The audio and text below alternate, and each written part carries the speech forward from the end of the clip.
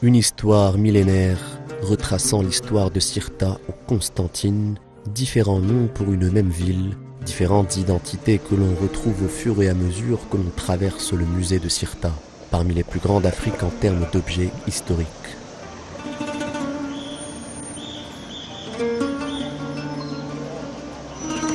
Parmi eux, des parchemins d'histoire, des traces écrites par l'homme où il raconte la vie de son époque, une façon de léguer aux générations futures une marque de leur héritage.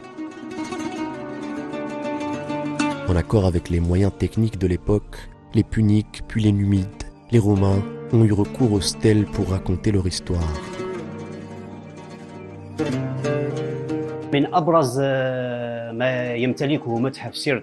Parmi les objets les plus importants que possède le musée de Cirta, on a les stèles.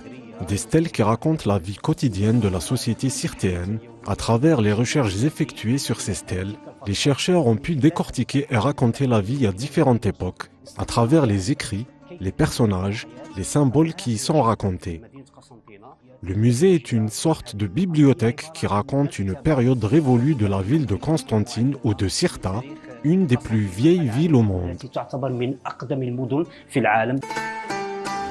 Un empereur parmi ceux qui ont gouverné Rome a laissé une trace particulière dans la ville, Constantin Ier, qui donne son nom à la ville au pont suspendu. Certains chercheurs attribuent le nom de Constantine à celui qui a rebâti la ville, l'empereur Constantin, étant donné l'importance stratégique de la ville qui a vécu plusieurs destructions. Il a donc décidé de la reconstruire. D'autres chercheurs affirment que le nom de Constantine fait référence à Constantinople.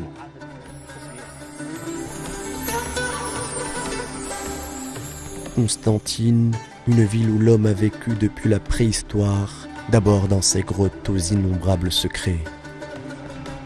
Les recherches ont permis de retracer l'évolution de la ville, de l'homme qui y a trouvé refuge et des animaux qui l'accompagnèrent.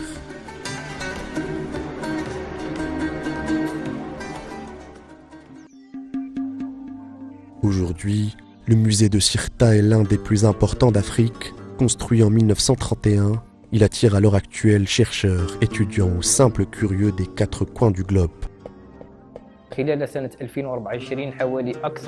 Durant l'année 2024, nous avons reçu plus de 23 000 visiteurs d'un peu partout, en plus des délégations officielles, des collégiens, des lycéens en visite guidée et même durant les vacances scolaires, en plus des chercheurs et des étudiants. On reçoit des gens de toutes les catégories sociales en quête de connaissance de l'héritage historique que contient le musée.